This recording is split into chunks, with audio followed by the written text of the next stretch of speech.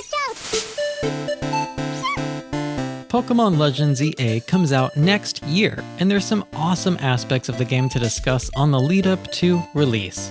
We've talked a lot about many aspects of the gameplay, art style, and story that we'll be seeing, but something we've only lightly touched on that I'd like to dive into further with this video is how we'll be experiencing different biomes within the confines of a cityscape. I know some people are skeptical that the entire game takes place within Lumiose City, but according to the Pokemon Company themselves and even the official leaks, the game will indeed not let us leave Lumiose City throughout its duration. If there is an exception to this, it will likely be brief, and I want to reiterate that it's not a reason to fret since the map looks extremely large and dense. It will likely be at least as large as the DLC areas from Pokemon Scarlet and Violet, or upwards in size as large as the main region of Paldea.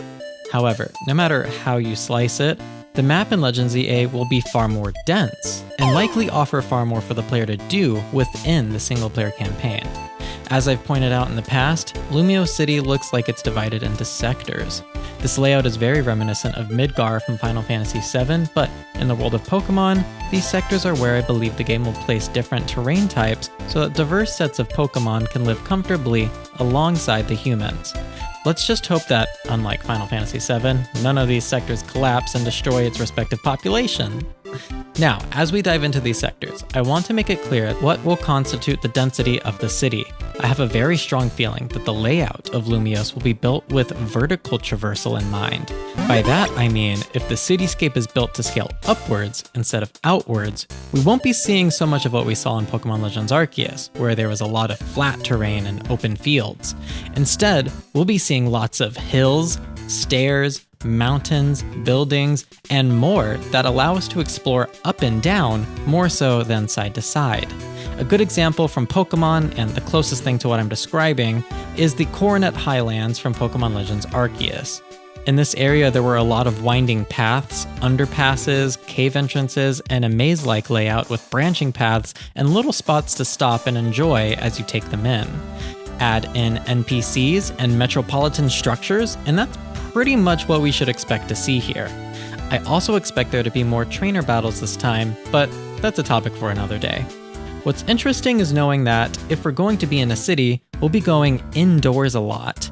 This is very different from the typical Pokemon experience. Usually, we just traverse a region outdoors, and any stops we make indoors are extremely quick, and not much to do save for the odd Pokemon battle or random items that NPCs might give you.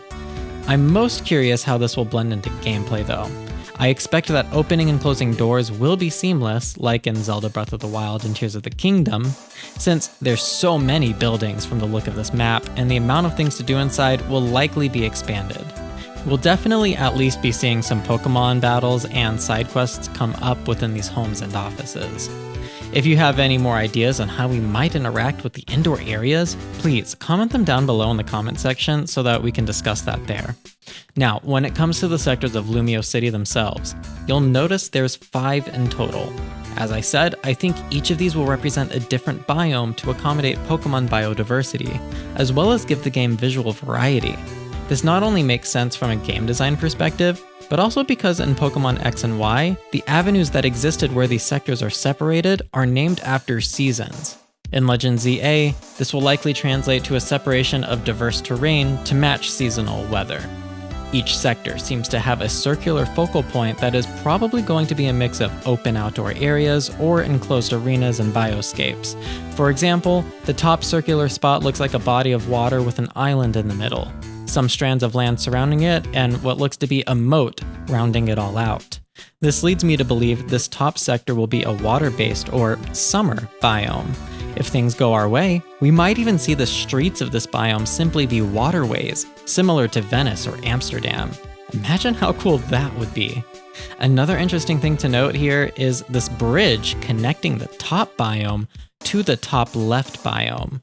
None of the other biomes have a bridge connecting them, so this is very interesting. And it also begs the question of what the sectors are divided by. Are they divided by water? Or perhaps similar to Final Fantasy VII, are these sectors really just plates lifted above an area that exists underneath? in which case there could be even more to explore under the city, which also lends credibility to my theory that this game will be built vertically rather than horizontally.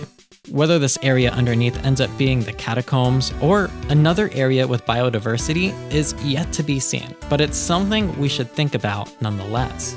Another cool aspect of the map to note is that on the bottom right sector, it has its own mini separation line, splitting it in half while still remaining connected via the circular focal point. We might see this sector be a case of split identity, either by ideologies of the inhabitants or simply by opposing types of biomes connected more directly than the rest. Now for the kinds of biomes that are possible to be melded with the cityscape of Lumiose, we could see a summer biome for water-type Pokemon, like I mentioned just now, a snowy biome for ice types and cold-loving civilians, a verdant biome where there's lots of plants and vines for forest Pokemon, an arid biome for desert-dwelling Pokemon that will likely resemble Gerudo Town from The Legend of Zelda, and a mechanical biome that hosts fire, steel, and electric-type Pokemon, complete with a furnace and generator area. Now that last biome could be the bottom right sector that we mentioned earlier, hence why it has its own unique partition. Could be to separate the fire types from the steel and electric types on the other side or something, as fire types and steel types would be really hard to have coexist with each other. Now the focal point does look like it could be something mechanical, but who's to say? Hey guys, Editing Johnny here, and I just wanted to point out, conversely, this partition looks like it could be raised above the rest of the plate. As you see here when it fades to the paper aesthetic, it looks like two things are overlapping here in the sketch. And you'll notice it's unique to this partition and none of the others. Matter of fact, when the map changes to a sketch, you'll notice a lot of parts show some overlap, which we will talk about in a future video. So keep an eye out for that, but the coolest part about all this really will be seeing how the Pokemon and humans coexist in each given environment, and how they interact with the environment itself. From the proof of concepts that the teaser gave us, I'm very hopeful and excited. But what about you guys? Comment your biggest wishes and thoughts down below, and we'll all respond and talk about it with you. Afterwards, check out more of my videos like this one here where I discuss what our character will be doing within the Quasar Company in Pokemon Legends ZA. I've been JotoJohnny, and I'll catch you all there.